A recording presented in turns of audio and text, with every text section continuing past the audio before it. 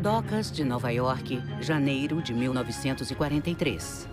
A inteligência naval americana teme que haja agentes nazistas infiltrados, causando estragos. Mas há um problema ainda maior. Hesitantes, chefes do exército americano concordam com a invasão da altamente fortificada Sicília, no extremo sul da Itália fascista. Não é um plano que os agrade, mas eles concordaram em invadir com seus aliados britânicos. A Sicília era uma operação muito desafiadora para um exército novo na guerra. Mas a solução pode estar bem debaixo de seus narizes, em Nova York. A máfia. A máfia pode policiar as docas e garantir que o exército seja bem recebido na Sicília. Afinal, é de lá que a maioria dos mafiosos vem. O chefe da máfia, Lucky Luciano, vivia sendo preso pelo governo americano. Ele disse: "Eu sou da Sicília, tenho muitos amigos lá." A Marinha Americana inicia negociações secretas com Lucky Luciano e a máfia de Nova York e começa a planejar a invasão da Sicília. Mas não conta aos aliados britânicos o que está fazendo. De agora em diante, os americanos vão lutar, mas do jeito deles.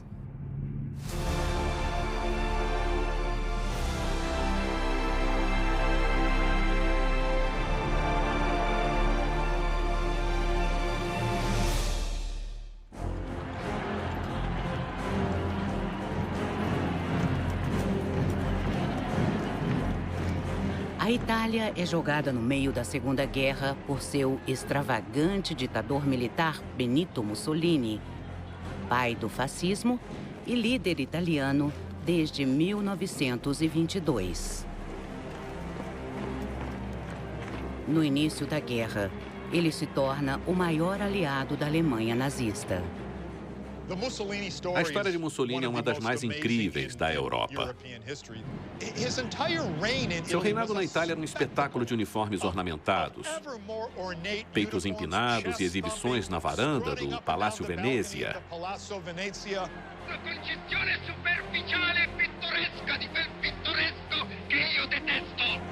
Na frente de centenas de milhares de italianos gritando seu nome e título, Duce. Significa chefe. Acredite, trabalhe, lute. Era isso que ele queria dos italianos.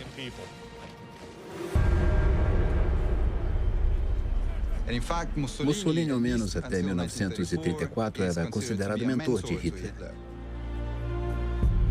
Hitler via em Mussolini um símbolo do que queria se tornar, um homem poderoso com controle total da nação. Em 1936, Mussolini e Hitler firmam sua aliança do eixo e concordam em ditar uma nova ordem mundial juntos com conquistas militares. A ascensão da Alemanha nazista jamais seria possível sem Mussolini. Segundo Hitler, foi um grande momento de alegria quando Mussolini permitiu a criação do eixo de Roma a Berlim e ele seguiu com essa lealdade.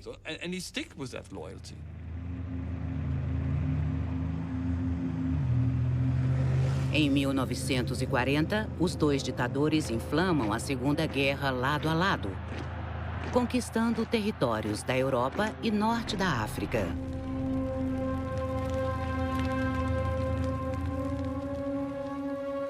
Mas 3 anos depois, a guerra está começando a ficar ruim para Mussolini.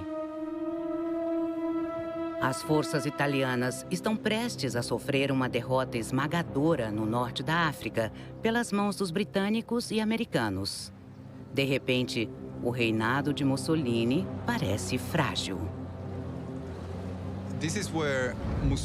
Foi quando Mussolini pôs a culpa na incapacidade genética dos italianos de lutar. Porém, era óbvio que Mussolini era o maior responsável por aquelas derrotas.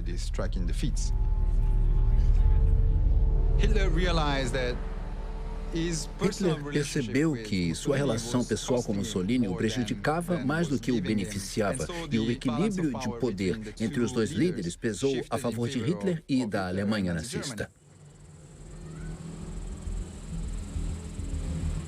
Em Casablanca, no Marrocos, próximo da batalha contra as forças de Mussolini no norte da África, os líderes do Reino Unido e dos Estados Unidos se reúnem. A campanha na África é a primeira deles como aliados, mas há decisões difíceis a serem tomadas. O presidente Roosevelt está sob pressão para atacar a Europa ocupada e encerrar a guerra o mais rápido possível. Roosevelt queria uma invasão da França em 1944. Ela se tornou sua maior prioridade, invadir a França para chegar à Alemanha. Para os aliados, a questão virou o pomo da discórdia. Churchill tinha medo de invadir a França, acreditando que um conflito direto com o exército alemão seria um massacre para os britânicos. Winston Churchill propõe uma alternativa. Ele acredita que a aliada dos alemães, a Itália, é o calcanhar de Aquiles da Europa ocupada e que a estratégica Sicília parece vulnerável. A bela, porém acidentada ilha é o Velho Oeste da Itália, a porta de entrada do norte da África para a Europa. Churchill disse, temos milhares de homens no norte da África. Então temos que invadir a Sicília, que fica perto do norte da África, porque faz sentido. Ele usou argumentos difíceis de serem rebatidos pelos americanos. Se tomassem a Sicília, eles teriam o controle da comunicação marítima no Mediterrâneo. Seria um golpe no regime de Mussolini na Sicília. Os britânicos chegavam bem preparados, com fichários vermelhos, sabe? Com grandes livros de capa de couro cheios de informações, e os americanos se convenceram a ir para a Sicília.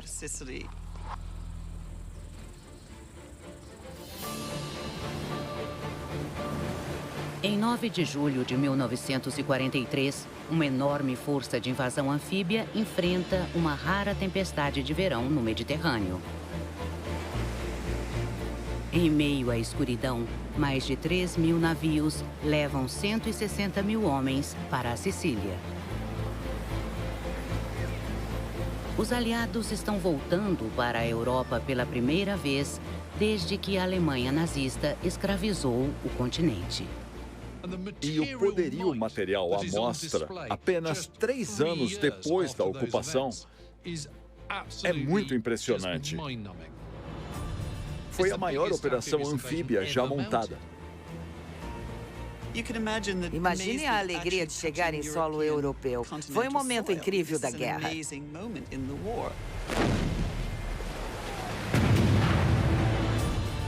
Os aliados chegam às praias da Sicília em 2 frentes. Pelo leste da ilha, britânicos liderados pelo general Bernard Montgomery, e pelo oeste, os americanos, liderados pelo general George S. Patton. Os aliados viam Patton e Montgomery e diziam, eles são os melhores comandantes que temos e devem liderar a invasão. Mas Montgomery e Patton eram figuras muito passionais, que queriam os louros da vitória, então era inevitável que eles batessem de frente na operação. À medida em que os aliados começam a desembarcar na ilha, os defensores são alertados de que a invasão está acontecendo. Cerca de 200.000 soldados italianos e várias divisões alemãs veteranas se mobilizam para cavar trincheiras pela ilha inteira. Assim que o ataque dos aliados na Sicília começou, Mussolini declarou em um discurso que os italianos estavam prontos para defender sua terra natal. A Sicília seria defendida passo a passo, metro a metro, e divisões costeiras foram criadas para combater os invasores aliados.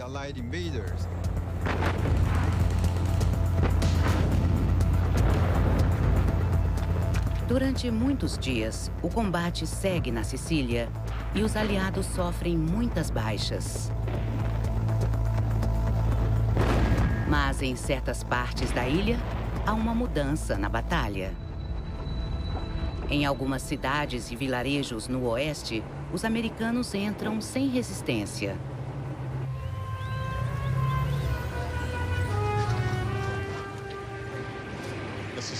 As divisões de defesa costeira da Sicília devem ter dado trabalho só nos primeiros dias de luta. Depois, a maioria das unidades se desfez. Em uma cidade da Sicília, o clima é tão pacífico que um idoso até chega perto de um tanque americano. Mas ele não era qualquer idoso. Parece que os americanos têm contatos importantes na ilha.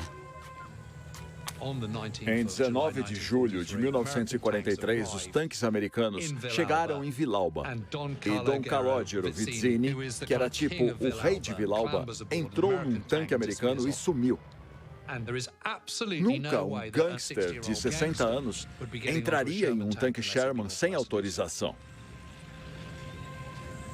É importante entender que a campanha da Sicília não podia dar errado, mesmo que precisassem de criminosos e gangsters para isso. Nos 6 meses anteriores, a inteligência militar americana traçou planos com a máfia siciliana americana, fazendo contatos na ilha.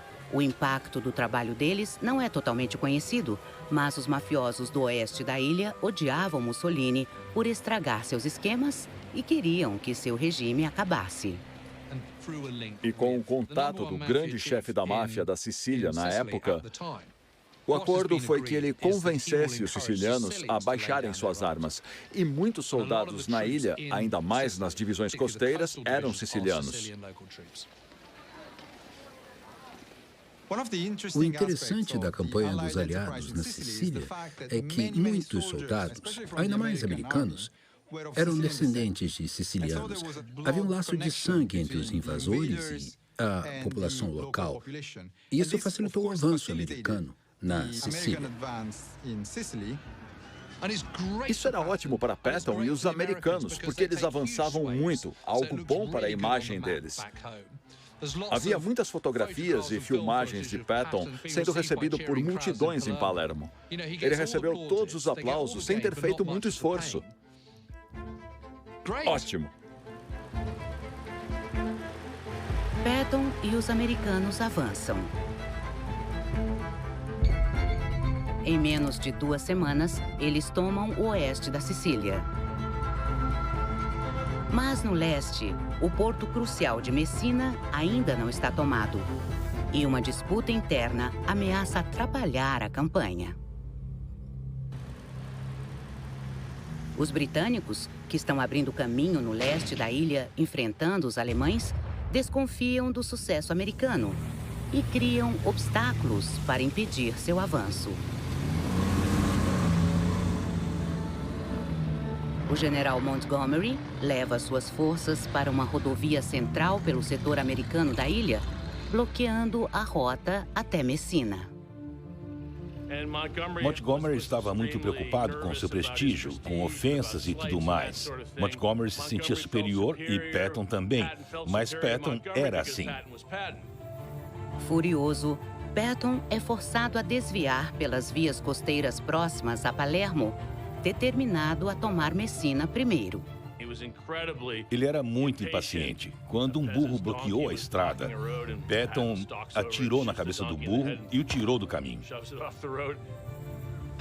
Parte da imagem de Patton era ser o número 1. Ele tinha que ser o melhor. E os Estados Unidos também. Ele pensava assim, mas a guerra não era um evento esportivo, era uma luta para derrotar os alemães. Enquanto os generais aliados disputam, uma divisão alemã premiada que podia ter sido massacrada evacua a ilha por Messina, com dezenas de milhares de soldados inimigos. Eu penso sempre na ocasião mais boba da Segunda Guerra, a corrida até Messina. Patton chegou um pouco mais cedo, mas como se diz, os alemães saíram à francesa. Eles foram embora, saíram da ilha. Patton e Montgomery não massacraram os alemães no combate da Sicília.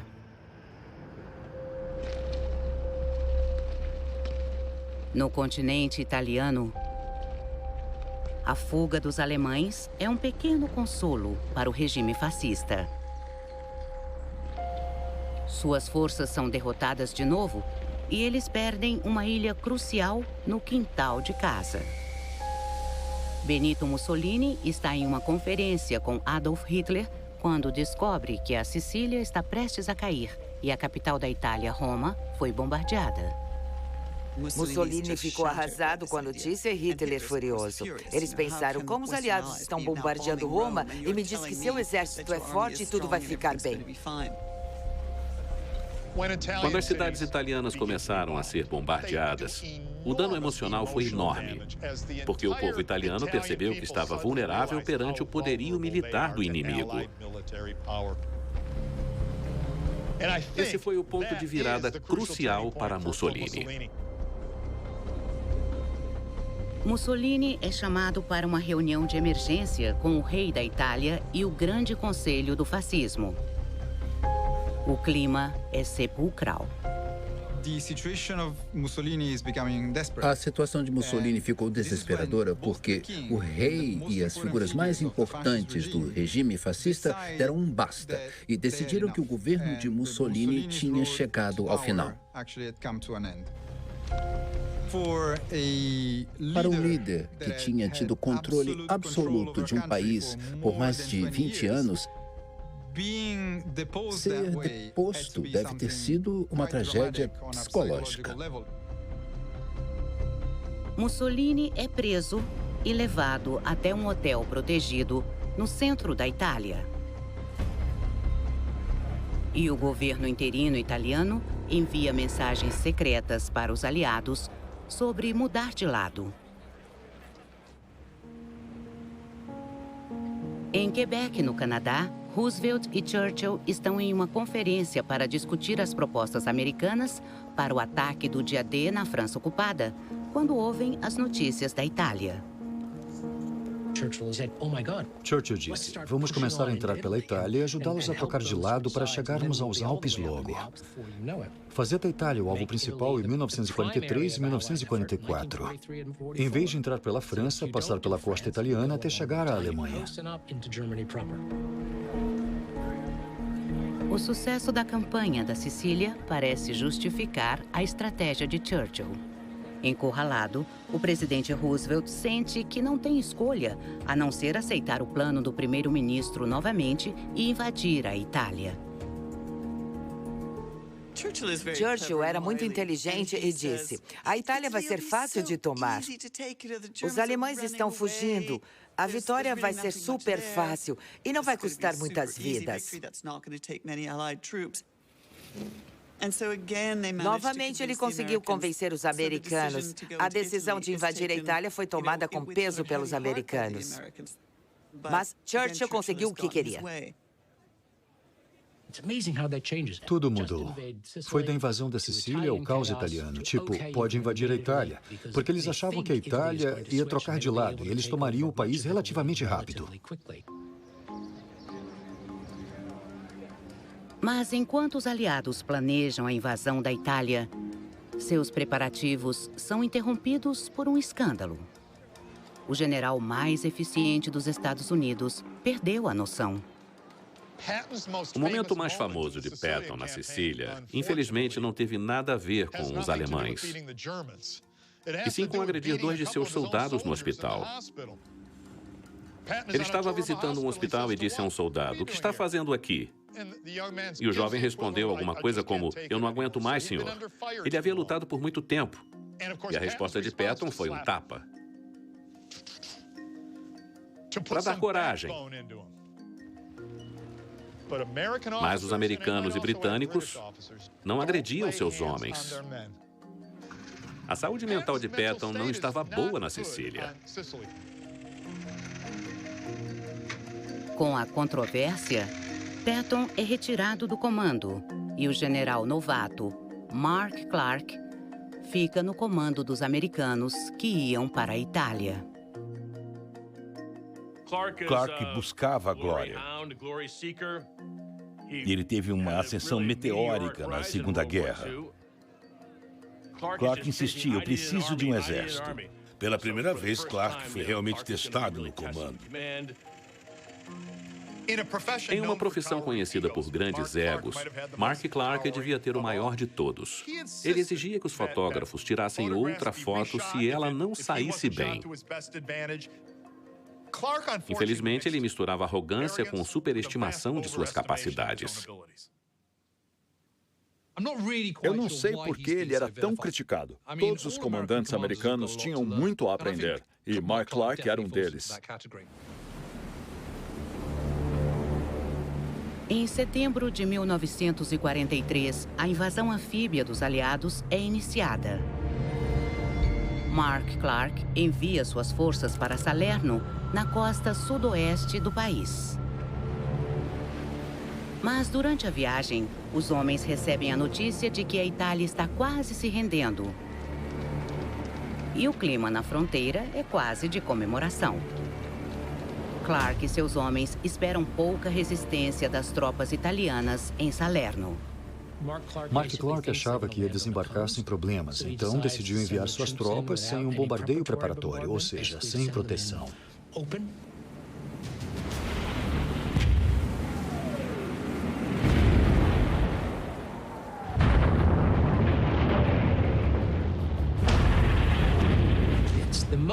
Foi o desembarque mais perigoso que os americanos fizeram na Segunda Guerra.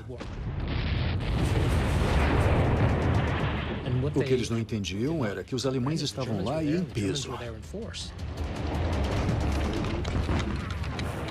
As divisões alemãs que fugiram da Sicília estão em Salerno.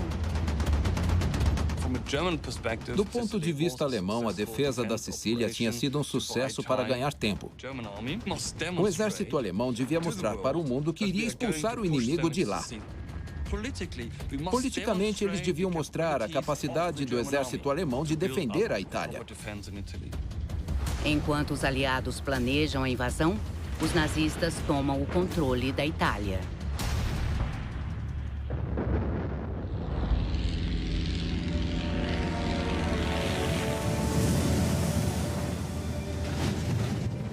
Em uma manhã fria de setembro, planadores aterrissam perto da prisão italiana onde está Mussolini. Soldados alemães vieram libertá-lo. Era uma história perfeita para contar ao público alemão sobre os supersoldados em uma operação legal. Mussolini tinha sido resgatado e tudo estava bem. Mussolini é levado até Hitler, que diz que os nazistas têm um plano para colocá-lo de volta no poder. A imagem de Mussolini sendo, entre aspas, resgatado pelos alemães não era de um homem eufórico por sair da prisão. Era de um homem cansado e assustado por estar de volta no embate. E talvez com medo do que os alemães iam fazer com ele. Ele estava lá para agradar os alemães. Naquele momento, os alemães disseram: estamos nos preparando para ocupar a Itália. Afinal, se os italianos se livrassem de Mussolini, também se livrariam dos alemães. A Itália teria que sair da guerra e se render, e os alemães não podiam permitir isso. Eles pensavam, os italianos são covardes, fracos. A Alemanha reagiu de forma dura. Forças alemãs entraram na Itália pelo norte, com ordens de se preparar para ocupar o país. Enquanto isso, o governo interino italiano, liderado pelo Marechal Badoglio, assina um armistício com os aliados e se rende em 8 de setembro, mas não conta para as tropas. Enquanto os soldados italianos ficaram confusos com a nova situação, as tropas alemãs estavam prontas para atacar os italianos. Então, as tropas alemãs foram recebidas como colegas, camaradas, e alguns italianos tomaram tiros, apanharam. Os italianos ficaram em choque.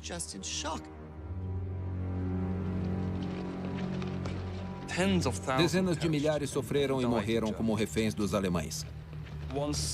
Quando os alemães ocuparam o norte da Itália, o combate foi violento e criminoso contra a população italiana. Eles também mataram mulheres e crianças e promoveram massacres ainda mais em 1944. Com a Itália ocupada e Mussolini como líder fantoche, o general nazista veterano Albert Kesselring assume o controle dos assuntos militares.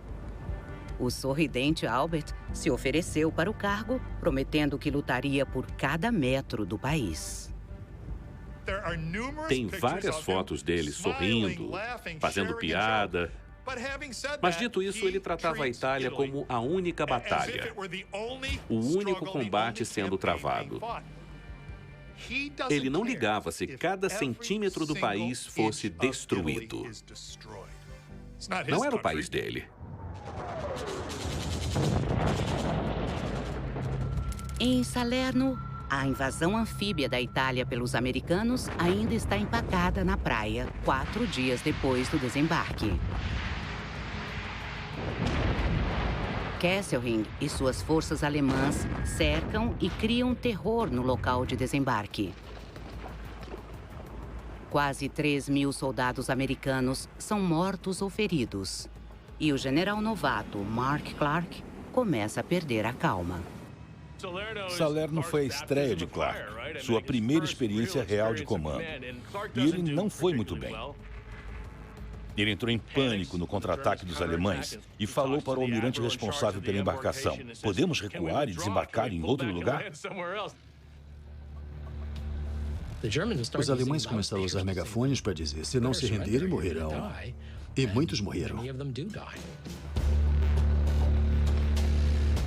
Com Clark afundando, Montgomery e suas tropas no sul recebem a notícia de que seu apoio é necessário. Montgomery vai ajudar, mas demora. Com a ajuda de um grande bombardeio naval, os alemães são expulsos de Salerno.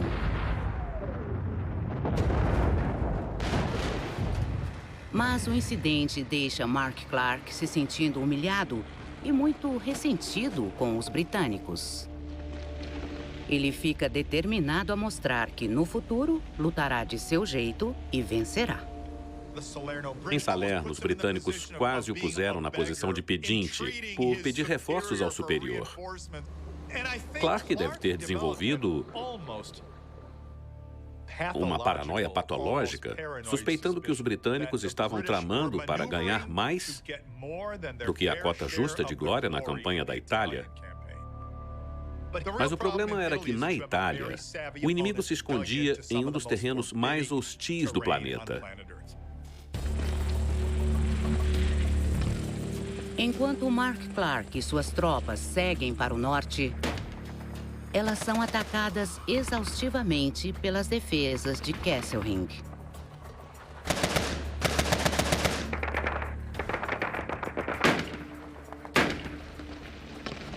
O terreno único, montanhoso e estreito da Itália é perfeito para emboscadas e sabotagens.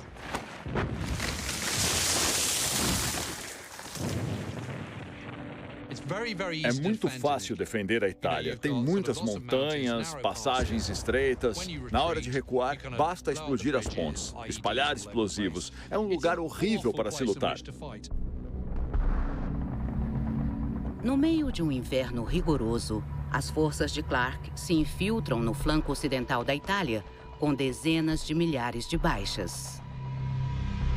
Em janeiro de 1944, eles chegam a Monte Cassino, 160 quilômetros ao norte, e percebem que as defesas alemãs do sul não eram nada.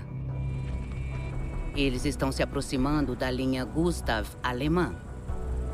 Com um grande pico no centro, ela é cruzada por corredeiras e fortificada com posições de artilharia e metralhadoras, posicionadas na cadeia de montanhas. A linha Gustav ia do mar Tirreno a oeste até o mar Adriático a leste, coroada com vários picos altos, muito bem defendidos pelo exército alemão. A Itália é uma fortaleza natural, ainda mais para bons defensores como os alemães, que transformaram cada pico, estrada e vale em posições fortificadas para cercar qualquer um com antecedência.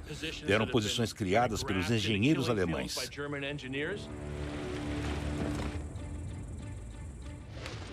Determinado, Clark envia seus homens para cruzar a linha Gustav. Foi uma missão suicida.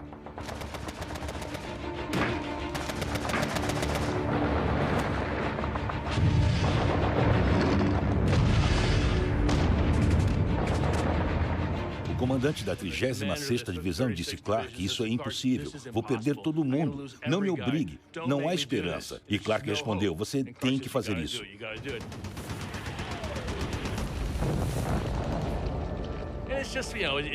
Foi um desperdício de vidas. A divisão foi aniquilada tentando cruzar os rios várias vezes.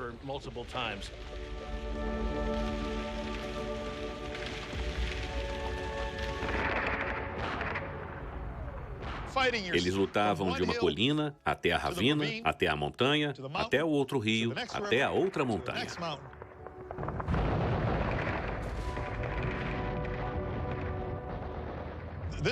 Aquilo ia durar para sempre e em algum momento seria tarde demais.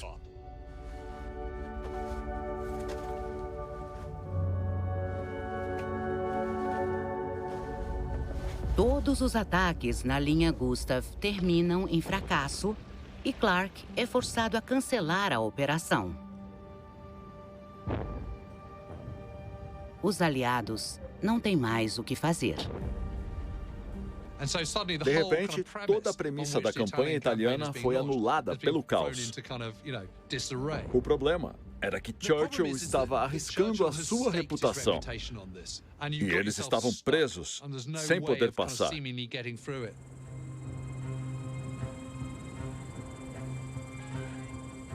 Mas Winston Churchill não desiste de seu plano. Ele acredita que pode mostrar aos americanos como vencer na Itália. Em janeiro de 1944, ele convence os americanos a lançarem um ataque anfíbio por trás da linha Gustav para repelir as forças alemãs. As tropas desembarcam em Anzio, na costa oeste, ao sul de Roma. Mas caem em uma armadilha.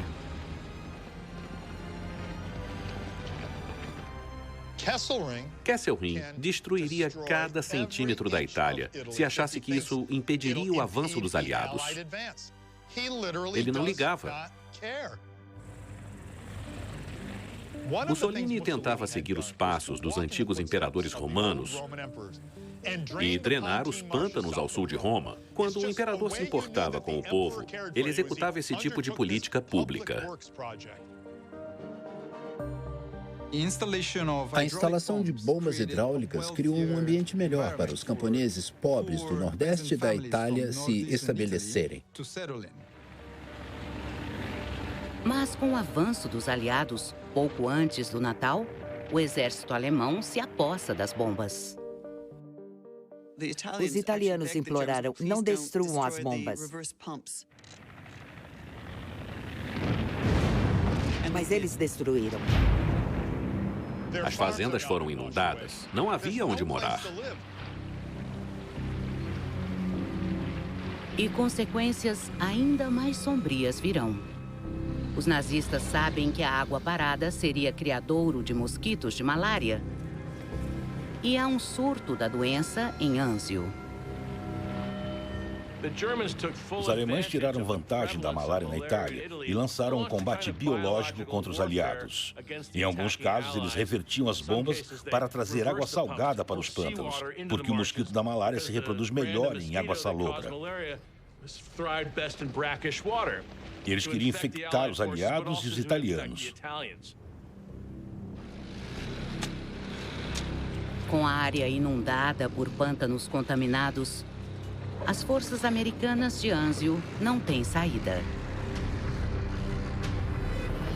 Empacados, eles estão cercados e são atingidos pelos alemães com um canhão ferroviário gigante. Os soldados eram brutos e estavam completamente perdidos na praia. Era um lugar horrível, pelo clima, pela vigilância alemã, pela sensação de estar preso, sem ter para onde ir. É a última vez que os americanos dão ouvidos aos planos de Churchill. Enquanto isso, o líder fantoche da Itália, Mussolini, apenas observa, enquanto os nazistas continuam causando cada vez mais dor em seu povo. Ele era péssimo e impotente ao mesmo tempo. Por exemplo, ele mandou executar o genro só porque os alemães queriam. Ele se tornou uma figura patética, impotente e ao mesmo tempo cruel.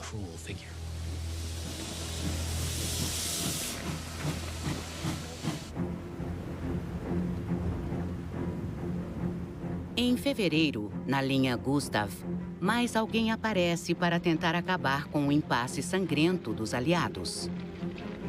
Montgomery é chamado urgentemente para a Inglaterra sob ordens secretas, e o general Bernard Freyberg se junta a Mark Clark com um corpo de soldados britânicos. Clark treme com a sua chegada, mas Freyberg é um veterano respeitado da campanha do norte da África e tem um plano. Ele propõe um bombardeio aéreo massivo contra a histórica cidade de Cassino. Freyberg, que não era lá muito inteligente, disse: a única forma de fazer isso é enchendo a colina de bombas. E à distância, no topo da montanha, havia o Monastério Branco de Monte Cassino. O monastério de Monte Cassino era uma joia da cultura italiana, o que é muito importante. Ele era do século VI. Kesselring dizia: lutar na Itália é como lutar em um museu. Sempre que uma bomba caía, ela destruía algo inestimável culturalmente. Clark era contra bombardear o monastério e dizia: seria um crime contra a humanidade. É um tesouro cultural e não traria nenhuma vantagem, porque os alemães não estão naquela posição. Mas, no final das contas, eles decidiram bombardear o monastério.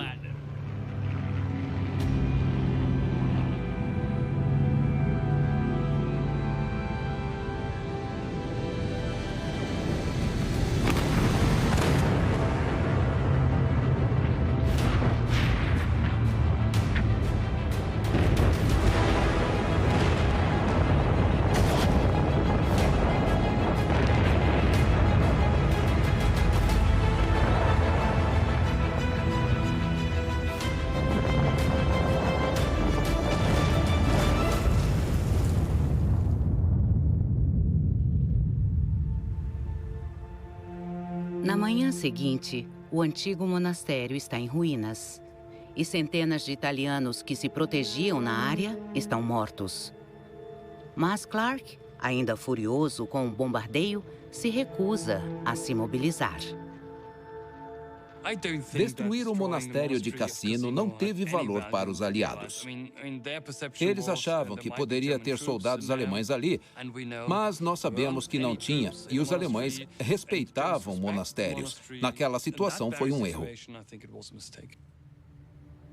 Quando o monastério foi bombardeado, ele se tornou a posição ideal para os alemães. Eles se posicionaram nos escombros e ficou ainda mais difícil passar da linha Gustav.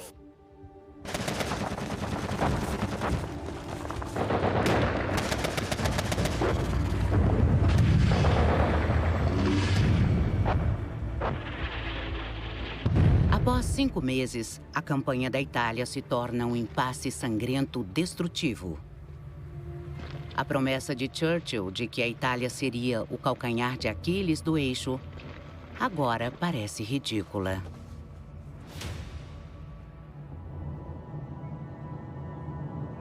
Em Teherã, na última conferência dos aliados, Roosevelt está cansado do primeiro-ministro britânico conseguir tudo o que quer. Não havia alegria no fato de que a preferência dos americanos por atacar a França havia sido validada pelo que houve na Itália. Havia tristeza pela perda de vidas sem ganho estratégico. Quando ficou claro que a Itália não seria o ponto fraco que eles esperavam, foi um massacre estratégico para Winston Churchill. Ele ficou exausto depois dos seus esforços.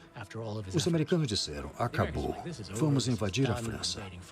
Churchill fez de tudo para fazê-los mudar de ideia e os americanos foram embora dizendo, vamos invadir, você concordou.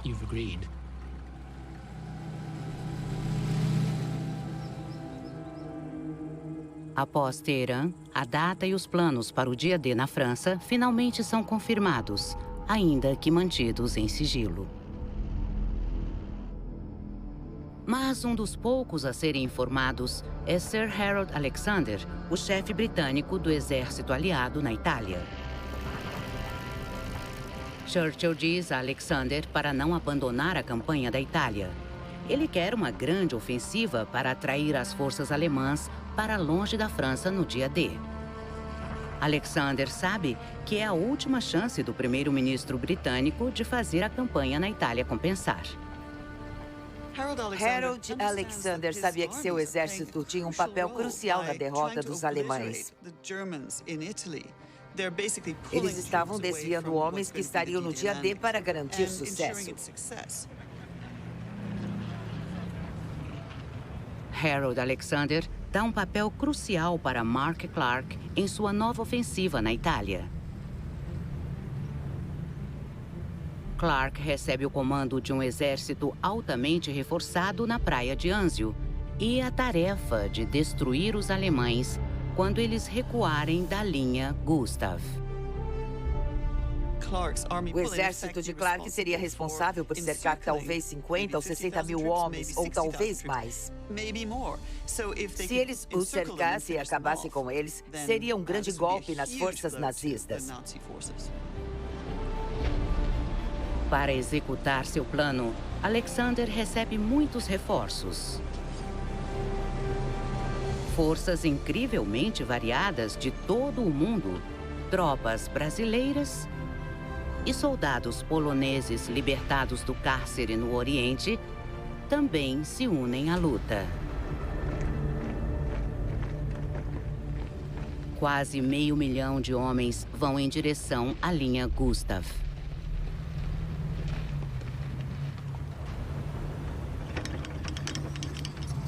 Em 11 de maio de 1944, a grande ofensiva aliada começa.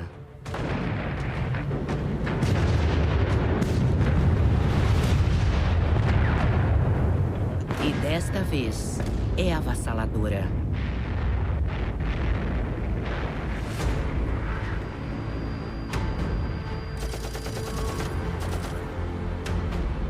Albert Kesselring tenta, em vão, se defender. A Força Aérea destruiu quase todo o quartel-general de Kesselring. Então, em vez de poder se reagrupar e redirecionar suas forças, ele teve que tentar tirar o quartel da linha Gustav.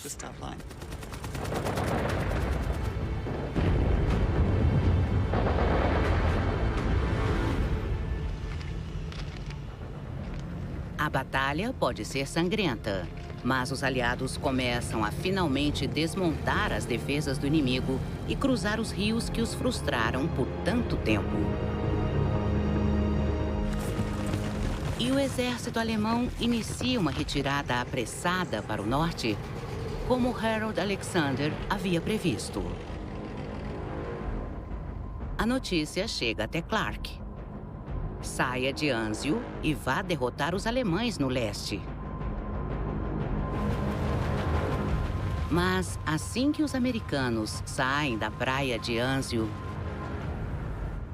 Mark Clark muda de ideia. Clark odiava seus aliados britânicos. Ele pensava que, além de tomar tiros dos alemães por 6 meses, os britânicos ainda faziam pouco dele. Clark tinha uma opinião diferente sobre a condução da campanha. Em vez de sair de Anzio e cortar as forças alemãs por trás da linha Gustav, ele fez uma curva para a esquerda. E pelo mapa da Itália, isso quer dizer que ele foi direto para Roma. Clark desobedeceu às ordens de Alexander para ganhar vantagem e chegar em Roma primeiro. Ele estava determinado a chegar em Roma primeiro a qualquer custo, incluindo de deixar os alemães fugirem para a próxima linha fortificada. Acho que Clark via a campanha como troféu pessoal contra os britânicos, em vez de uma guerra contra os alemães. Enquanto as forças alemãs, que deveriam ser encurraladas por Clark, deixam a linha Gustav, em 4 de junho, as forças americanas chegam aos arredores de Roma. Os nazistas já haviam saído da cidade pela sua irrelevância estratégica. Ainda assim, Mark Clark vai até Roma liderar um desfile de vitória.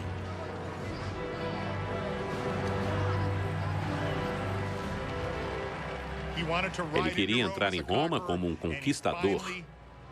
E foi o que ele fez. Recebeu o aplauso do povo, como se fosse virar o imperador de Roma. E ele pode ter se sentido assim. Ele foi filmado em um jipe ao redor do Coliseu. Uma filmagem incrível. Na cabeça da população local, a chegada dos aliados significou o fim da ocupação alemã, que havia sido dura e violenta. Foi um raio de esperança de que a guerra tinha acabado, ao menos parcialmente.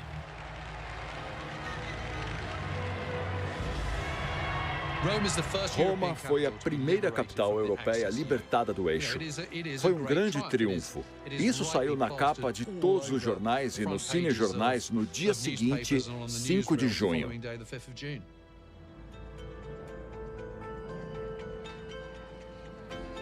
Mas, um dia depois, Clark descobre que sua glória em Roma não é mais notícia. No norte da França, o plano no qual ele não foi incluído está em andamento. O dia D começou. Clark lutou 9 meses para ter a sua glória. E essa glória durou apenas 1 milissegundo. Ele deu uma declaração ridícula sobre isso. Eles não me deixaram curtir nem por 2 dias. Roma caiu, mas não ganhou a mesma cobertura do dia D. Essa forma de pensar é perversa. Lutar não era para ganhar mais atenção, mas para derrotar os alemães. Eles ainda lutariam muito na Itália. Por quê? Porque muitos alemães escaparam. Eu imagino que Alexander tinha muito a dizer sobre a decisão de Mark Clark de ir para Roma, em vez de cumprir sua tarefa no campo de batalha. Conforme o dia D repercute na França, Clark e suas forças na Itália devem se retirar de Roma e seguir em frente. Ainda há 4 linhas de defesa alemãs enormes para invadir. Enquanto eles avançam para o norte, uma vida é perdida a cada 4 metros de avanço. Toda a atenção e recursos vão para a batalha na França e para a Alemanha nazista. O que eles deviam ter feito era parar. Mas eles ainda achavam que algo aconteceria na Itália.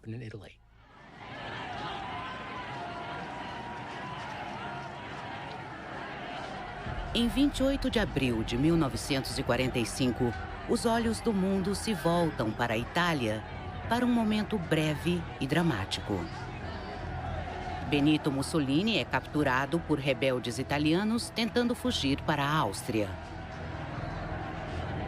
O Duce é executado por um pelotão de fuzilamento e pendurado junto com sua amante em um posto de gasolina de Milão. A imagem do cadáver de Mussolini exposto para todos verem foi o exemplo final de como tudo terminou, com um país deixado totalmente destruído em 1945. Menos de 3 meses após a morte de Mussolini, os exércitos aliados do dia D entram em Berlim. E a Segunda Guerra vai chegando ao fim.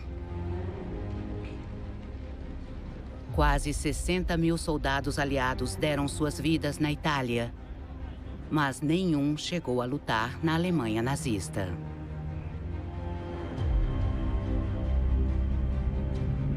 E em 1945, o rei da máfia de Nova York, Lucky Luciano, pede para ser solto da prisão por ajudar os aliados a lutarem na Itália.